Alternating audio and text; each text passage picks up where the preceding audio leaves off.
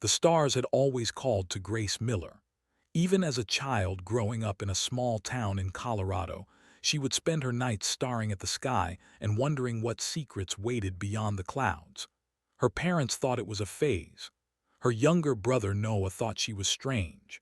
But Grace never stopped dreaming, and those dreams carried her all the way to the stars themselves. At 26 years old, Grace served as a xenobiology specialist aboard the exploration vessel Starbound Hope. She was one of the youngest crew members selected for humanity's first deep space contact mission. The ship was not a warship. It was built for discovery, for reaching out to the unknown with open hands rather than clenched fists. 40 crew members called it home, and after 18 months together in the void, they had become more than colleagues. They had become family. Captain Daniel ran a tight ship but a fair one.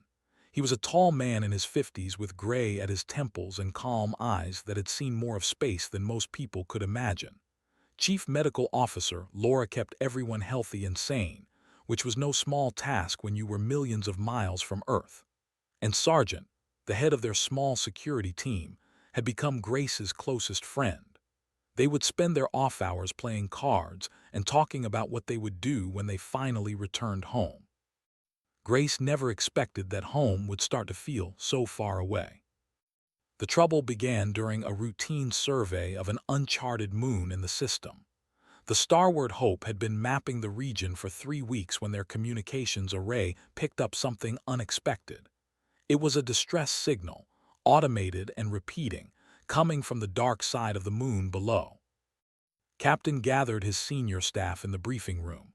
The signal was old technology, possibly from a species humanity had never encountered.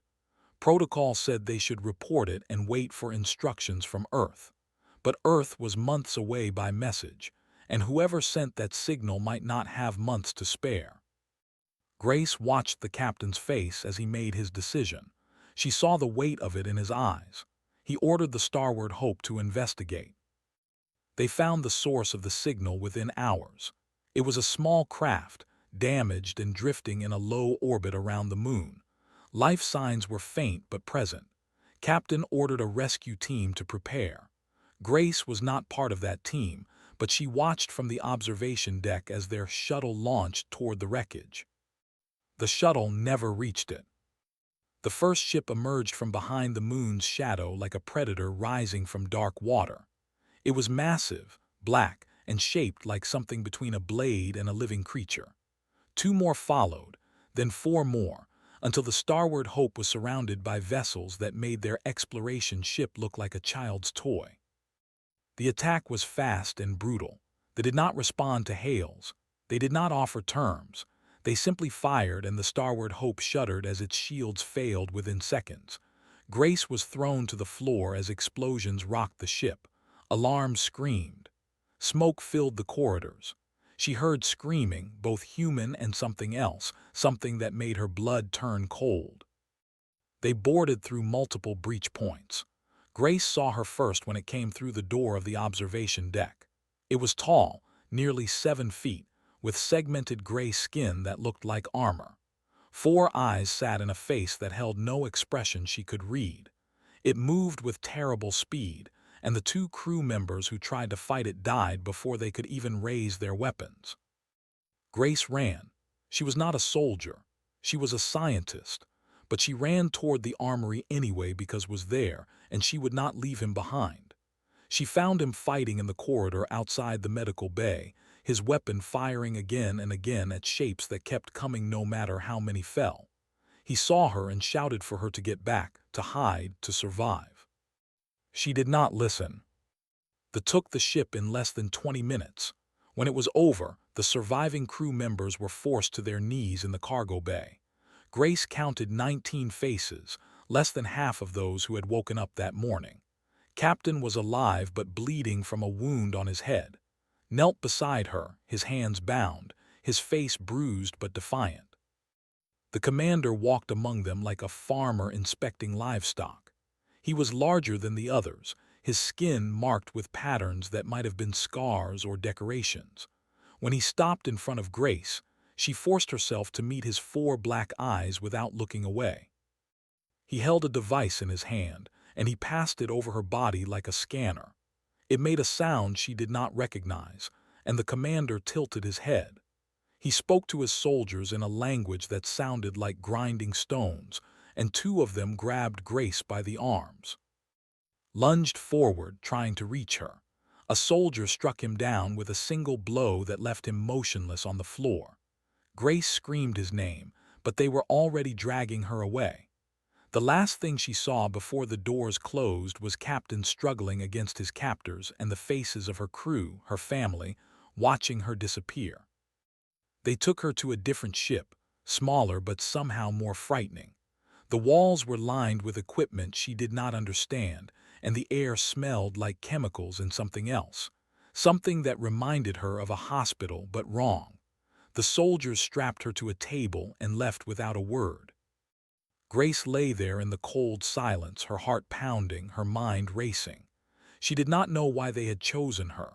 She did not know what they wanted, but she knew, with a certainty that settled into her bones like ice, that she was about to find out. Hours passed, or maybe it was minutes. Time lost meaning in that dark room. When the door finally opened, a new entered. He was different from the soldiers, wearing something that looked almost like a coat, carrying tools that gleamed under the harsh lights. He looked at her the way she had once looked at specimens under a microscope. He did not introduce himself, he simply began. And Grace Miller, who had dreamed of the stars her whole life, learned that some dreams become nightmares. They called their station Prime. It hung in orbit around a dying red star, far from any trade routes or colonies. No one came here by accident. No one left unless they allowed it. For 200 years they had used this place for a single purpose. They studied other species. They learned their weaknesses. They recorded their pain.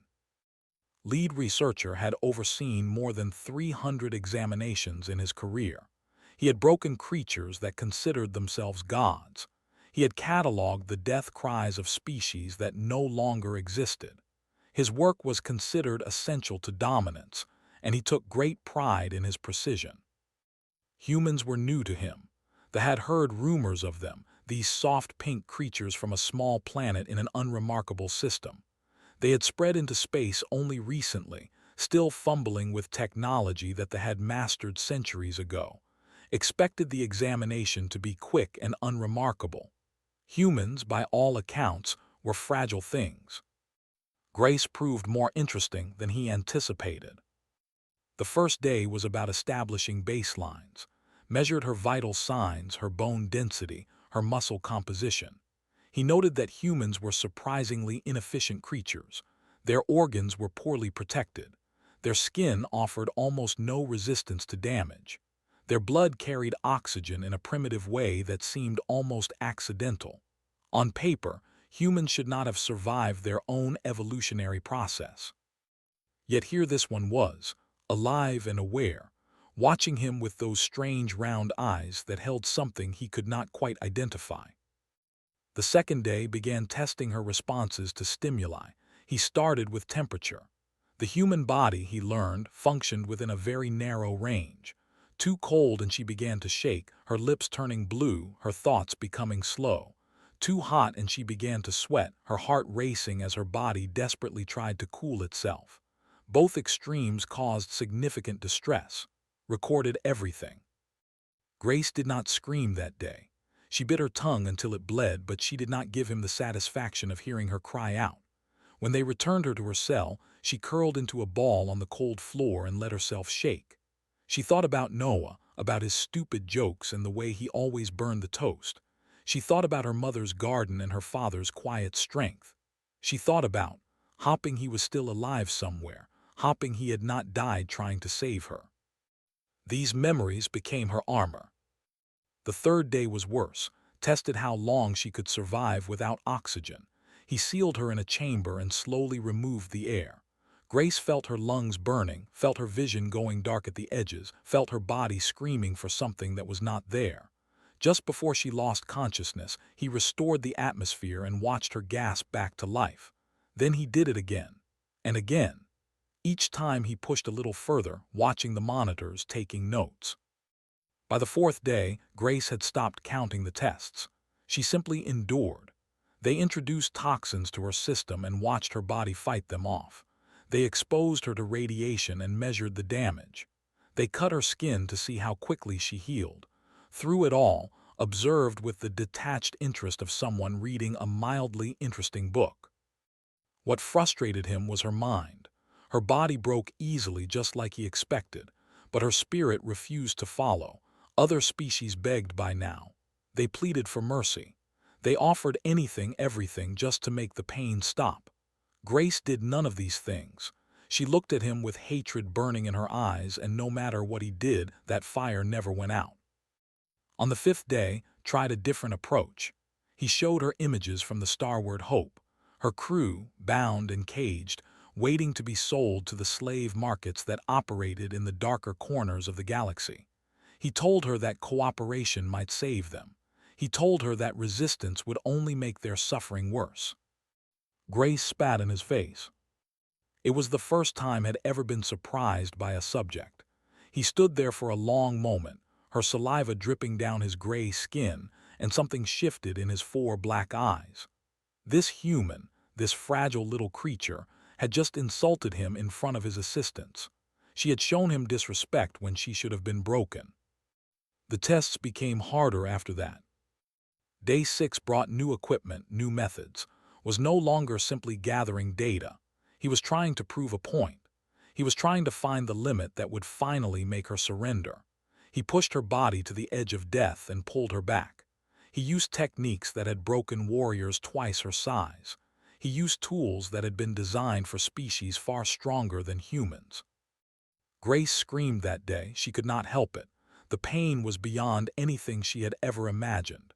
But between the screams and the moments when she could still think, she held onto her memories. She held onto Noah's laugh. She held onto the smell of her mother's cooking. She held onto the feel of his hand on her shoulder when she was afraid. These things were real. These things were hers, and could not take them away.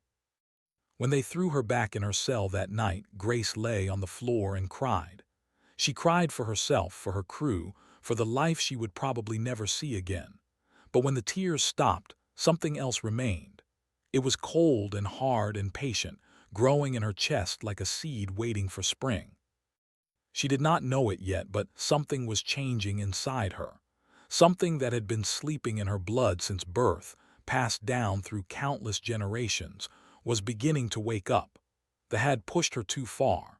They had done something that no amount of research could have predicted. They had made her remember what she was. On the seventh day, arrived at her cell with purpose in his step. He had decided that standard methods were insufficient. This human had proven remarkably resistant, but all things had limits. He would find hers today, one way or another. He told his assistants to prepare the main chamber. He told them to bring every tool they had. He looked at Grace with those four cold eyes and saw nothing but another specimen, another data point, another victory waiting to be claimed.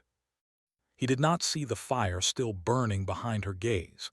He did not understand that humans were not simply their bodies. He did not know that the thing he was about to awaken was far older and far more dangerous than anything in his research.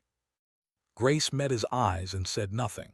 She had no words left, but somewhere deep inside her, in a place beyond pain and fear, something was waiting. And it was almost ready. The main examination chamber was the largest room on Prime. It had been built specifically for work, equipped with technology that most species would not develop for another 1,000 years. The walls were lined with monitors that tracked every possible measurement of a living body. The ceiling held machines that could deliver precise amounts of pain to any part of any creature. The floor had drains built into it, because some examinations got messy. Grace was strapped to a table in the center of this room.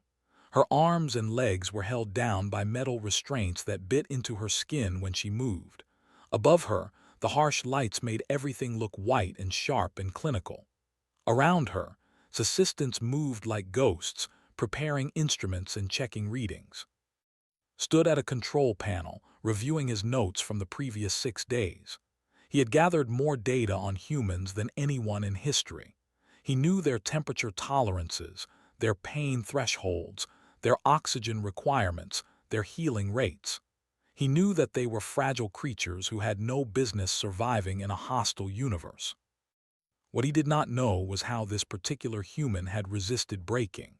Her psychological profile should have shattered under half of what he had done to her.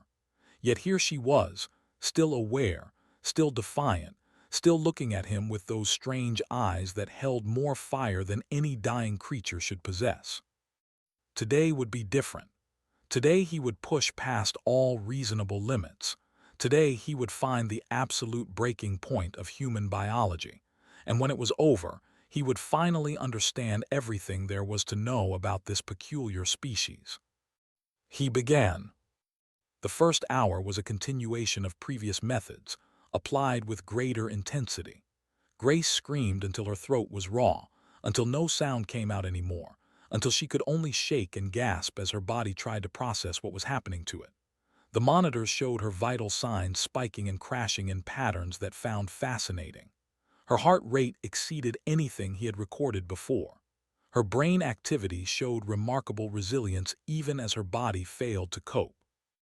The second hour introduced new techniques. Had spent the night preparing specialized tools, calibrated specifically for human physiology. He wanted to understand exactly how much damage each system could take before failing completely. He worked methodically, the way a scientist should, documenting everything as he went. Grace stopped screaming after the second hour. It was not because the pain had lessened. It was because her body had simply given up trying to express it. She lay on the table with her eyes open, her breath coming in shallow gasps, her mind retreating to a place where the agony could not quite reach her. She thought about home. Not Earth, not Colorado, but the small kitchen in her parents' house where she had eaten breakfast every morning as a child. She could smell the coffee her father always burned.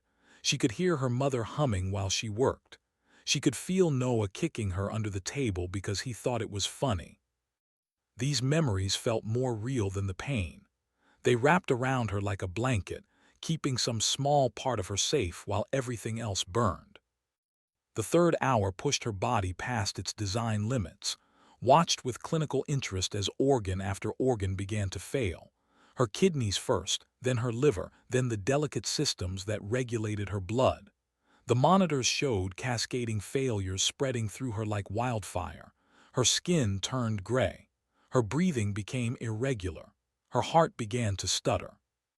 His assistants exchanged glances. They had seen many subjects die on this table, but none quite like this. The human was still conscious, still aware, even as her body systematically shut down. Her eyes remained open, fixed on some point beyond the ceiling, beyond the station, beyond anything they could see. At the 3-hour and 30-minute mark, Grace's heart stopped for the first time, restarted it with a precise electrical shock. He was not finished yet. He wanted to know exactly how many times he could bring her back, how many times her body could be pushed through death's door and pulled back again. He managed it twice more. Each time her heart stopped, he revived her. Each time she returned, she was weaker, more distant, less present. By the third revival, she was barely there at all, just a shell running on pure biological momentum. At 3 hours and 42 minutes, her heart stopped again, prepared another shock. But this time, something was different. Her brain activity, which had been fluctuating wildly, suddenly went flat. Every monitor showed the same thing. 0. Nothing. Gone. He tried the shock anyway. Nothing happened. He tried again, increasing the power. Still nothing. The human lay on the table, motionless and cooling, as dead as anything he had ever seen. Stepped back and checked his instruments. Time of death confirmed. Cause of death was comprehensive systemic failure brought on by extreme trauma. He dictated his final notes into the recording system, observing that humans appeared to have a hard limit after all. They simply could not survive beyond a certain point of damage, no matter how strong their will might be. He ordered the body moved to cold storage for dissection later. There was still much to learn from her tissues, her organs, the physical structure that had somehow carried such an irritatingly resilient mind. His assistants unstrapped the restraints and lifted her onto a transport cart. She was light, lighter than she had been when she arrived. Death had already begun to take its toll. The chamber emptied, the lights dimmed, the monitors powered down to standby mode. Everything became quiet and still, the way it always did after an examination was complete. Grace Miller lay alone in the darkness, her body broken, her heart silent, her brain showing no activity at all. She was dead by every measurement that possessed. She was dead by every definition that mattered. 37 minutes passed. Nothing moved, nothing breathed. The station continued its slow orbit around the dying star, indifferent to what had happened in its depths. Somewhere, data files were being compiled. Somewhere was preparing for his next subject. Somewhere, the universe continued on as if one human life meant nothing at all. And then in that cold, dark room, something changed. It started deep inside her chest, in tissue that should have been dead, in cells that should have stopped functioning. A spark caught where no spark should exist. A signal fired where no signal should travel. Her heart, still and silent for 37 minutes, suddenly contracted. Once, twice, 3 times. Her lungs filled with air in a desperate gasp that echoed off the metal walls. Her eyes snapped open, wide and wild, and seeing nothing at first, then everything. Her hands clenched into fists. Her back arched off the transport cart as every muscle in her body fired at once. Grace Miller sat up in the darkness and took her first breath as something new. She remembered dying. She remembered the pain fading away into nothing. She remembered a warmth, a light, a sense of peace that she had never known in life. And she remembered choosing to come back, choosing to return, choosing to finish what had been started. They had wanted to understand human limits.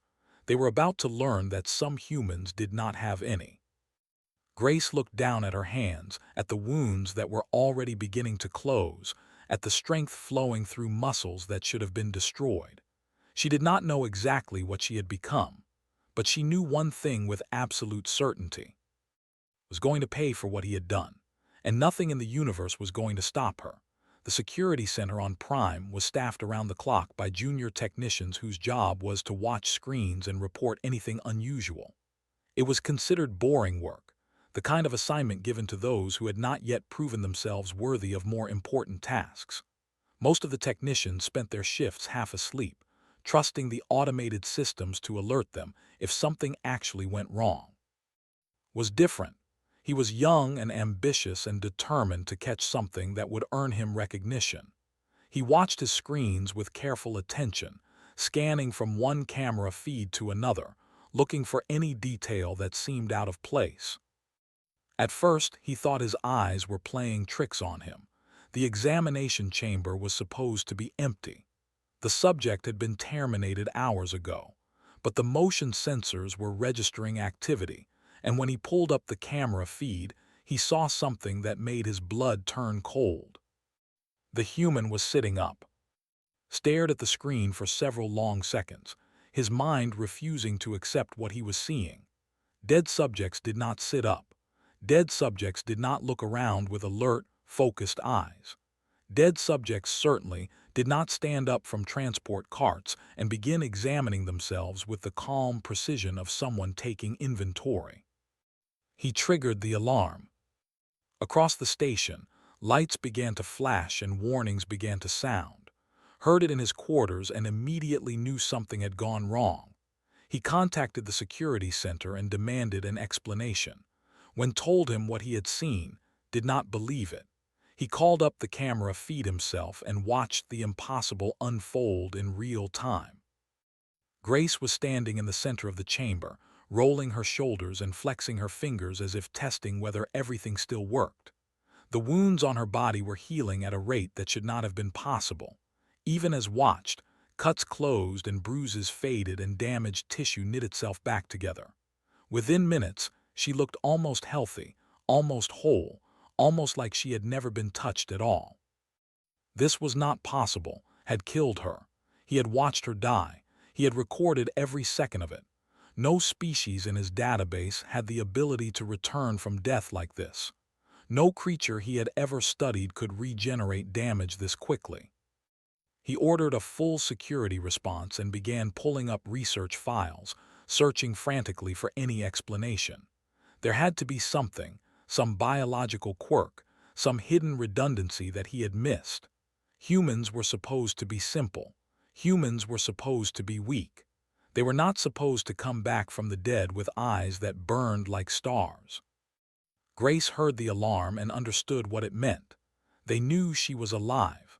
They would be coming for her soon, probably with weapons, probably with the intention of putting her back on that table and making sure she stayed dead this time. She had minutes at most before this room filled with soldiers. She looked around the chamber, searching for anything she could use. Her eyes fell on a tray of surgical instruments that had been left behind. They were meant for cutting into flesh, for causing pain, for breaking things down into smaller pieces.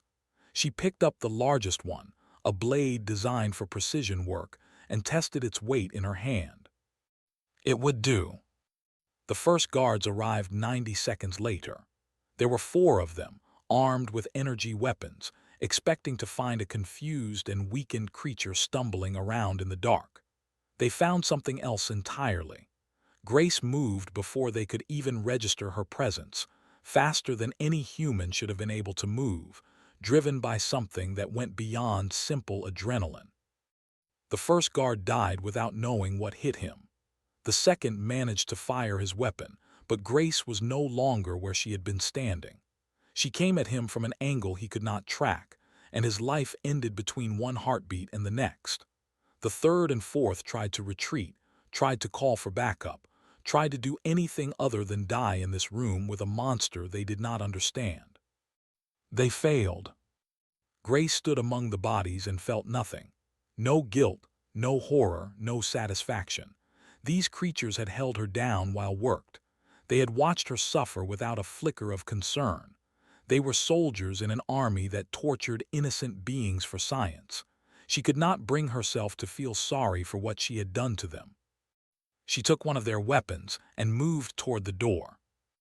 The station was larger than she had expected.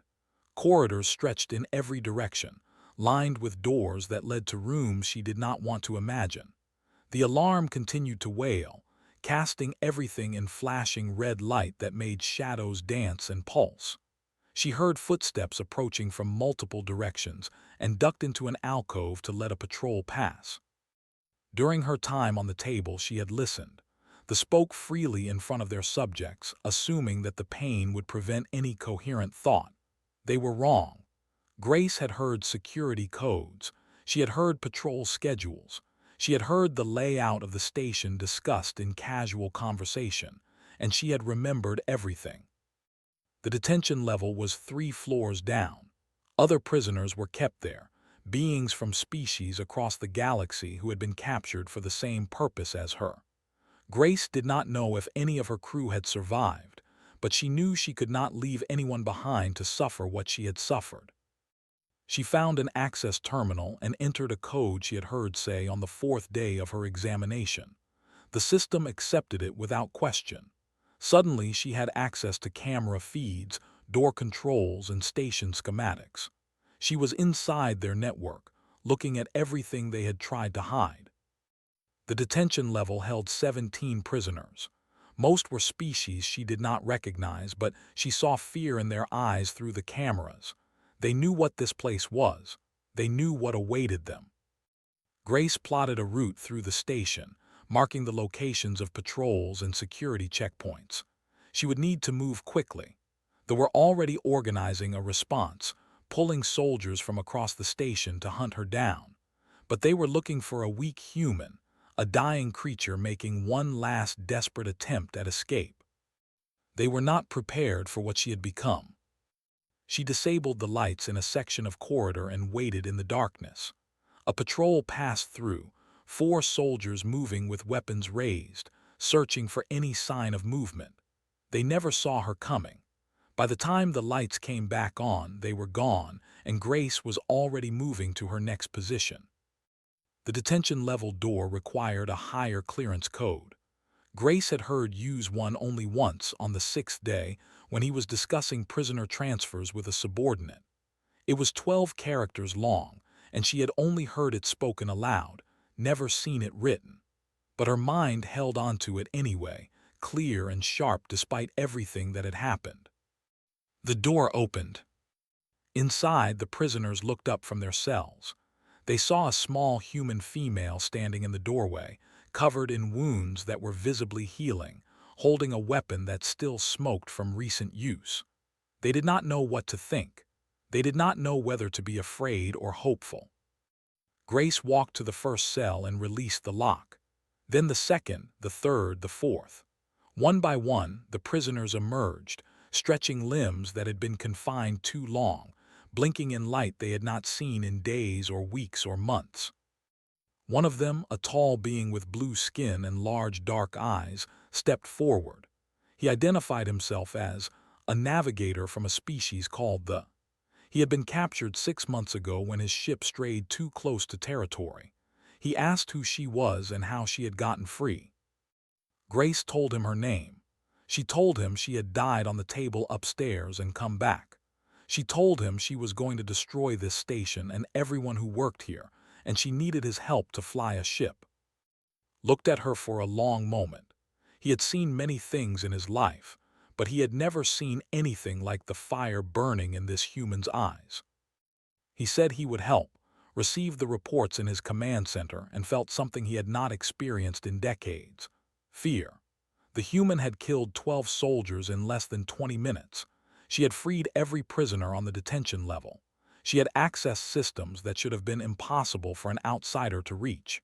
And she was still moving through his station like a ghost, appearing and disappearing before his security teams could respond.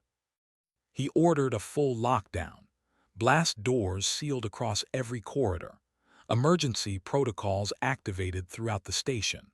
Over 200 soldiers were now hunting a single human female who had been dead on his table 3 hours ago. It should have been enough. It was not even close. Grace had studied the station's layout while accessing the terminal. She knew where the power generators were located. She knew where the fuel lines ran. She knew where to place the charges that some of the freed prisoners had found in a security locker. They had built their station to be a fortress against external attack. They had never considered the possibility of an internal threat this determined. Led the other prisoners toward the hangar bay while Grace handled the distractions. She moved through maintenance shafts and service tunnels, avoiding the main corridors where soldiers waited in ambush. Every few minutes, she would emerge somewhere unexpected, disable a patrol, and vanish again before reinforcements could arrive. They had never faced anything like her. Their training assumed that enemies would act rationally, would seek escape, would try to survive above all else. Grace was not trying to survive. She was trying to destroy. The distinction made her unpredictable in ways their tactics could not account for. She found the primary power coupling on level 7. It was a massive conduit that channeled energy from the station's reactor to every system. A single charge placed in the right location would cause a cascade failure that would bring everything down. Grace set the timer for 15 minutes and moved on. The secondary fuel lines were on level 4. They carried the volatile compounds that powered the station's weapons and shields. Grace placed 2 charges there, synchronized with the first. When they went off, the resulting explosion would spread fire through half the station. She was not being subtle, she was being thorough. Watched his security feeds with growing horror as his station began to fall apart around him. Reports came in of explosions, of fires, of systems failing one after another. His soldiers were dying in numbers he had never imagined possible, and at the center of it all was a creature he had dismissed as fragile and weak, tearing through his defenses like they were made of paper. He gathered his personal guard and made for the hangar bay. Whatever happened to the station, he would survive. He always survived. That was what he did. Let the human have her victory. He would rebuild elsewhere and continue his work. But Grace was not going to let him escape. She intercepted him in the corridor outside the hangar. His guards opened fire immediately, filling the air with energy blasts that should have cut her down instantly. Grace took 3 hits that would have killed any normal human. She kept walking. 2 more guards fell before they could fire again. A third tried to run and made it exactly 4 steps. Backed against the wall, his 4 eyes wide with something that might have been terror. He had spent his entire career studying fear in others. He had documented its expression across hundreds of species. He had never expected to feel it himself. Grace stopped in front of him. She was wounded, bleeding from a dozen different places, but her body was already healing. The damage that should have slowed her down was being repaired even as he watched. It was impossible. It was unnatural. It was the most frightening thing he had ever seen. She asked him if he remembered what he had done to her. She asked him if he remembered the 7 days of pain. She asked him if he remembered watching her die on his table and feeling nothing but scientific satisfaction. Tried to speak, tried to explain, tried to justify his work. He told her that it was necessary, that understanding other species was essential for survival, that he was serving a greater purpose. The words sounded hollow even as he said them. Grace told him she did not care. She told him that all those reasons meant nothing to the beings he had tortured. She told him that science without conscience was just cruelty with better documentation. Then she showed him exactly what he had taught her about pain. It did not take long. Grace was not trying to learn anything. She was not gathering data. She was simply returning what had been given, making sure he understood how it felt to be helpless and hurting and without hope. When it was over, lay still on the floor, and Grace felt the same emptiness she had felt when killing his guards. No satisfaction, no relief, just the cold knowledge that justice had been done. She walked into the hangar bay. The freed prisoners had secured a transport ship, a mid-sized vessel capable of interstellar travel. Was at the controls, running through pre-flight checks with hands that shook slightly. The others were already aboard, huddled together in the cargo hold, still not quite believing they were going to escape. Grace climbed through the hatch and sealed it behind her. Through the viewport, she could see the station beginning to tear itself apart. Fires burned in multiple sections. Explosions rocked the structure as secondary systems failed. The dying red star beyond cast everything in a hellish light that seemed appropriate somehow. Asked where she wanted to go. Grace thought about Earth, about her family, about the life she had left behind. She thought about the starward hope and the crew who might still be alive somewhere, sold to slavers in some dark corner of the galaxy. She thought about all the other beings out there who were suffering at the hands of creatures like the alone and afraid, and with no one coming to save them. She told to set a course for the nearest free port. They needed supplies, information, and allies. They were not going to stop hunting her just because she destroyed one station. They would come after her with everything they had, and she intended to be ready when they did. The transport lifted off and shot through the hangar doors into open space. Behind them, Prime collapsed in on itself, consumed by the fires Grace had set. 200 years of cruelty erased in a matter of minutes. It was not enough. It would never be enough. But it was a start. The other prisoners watched the destruction through the rear viewports. Some of them wept. Some of them prayed. Some of them simply stared in silence at the place where they had expected to die. They looked at Grace with expressions that ranged from gratitude to wonder to something approaching worship. She was not comfortable with any of it. Grace stood at the main viewport and watched the stars streak past as they jumped to faster than light speed. She was still human, still mortal in most ways that mattered, but she had touched something beyond death and come back changed. They had wanted to understand human limits. They had discovered that some humans refused to have any. Asked what she planned to do next. Grace thought about it for a long moment. She thought about the crew of the Starward Hope, still out there somewhere. She thought about the Empire and all the stations like Prime that were still operating. She thought about the galaxy full of beings who had never heard of humans and would soon learn exactly what they were capable of. She answered that they were going to find her people first. Then they were going to make sure that nothing like this ever happened again. Humans had just announced themselves to the galaxy, not with diplomacy or trade or peaceful exploration, but with fire and fury and the simple refusal to stay dead. The universe would remember this day. The certainly would. And Grace Miller, who had once been a young scientist dreaming of the stars, would make sure of it. The transport vanished into the void, leaving only debris behind. Somewhere in the wreckage, data recorders drifted through space, containing 7 days of footage that would eventually reach other commanders. They would watch it all. They would see what happened to and his station, and they would learn to fear the species that had stumbled into their territory. Humans were not fragile. Humans were not weak.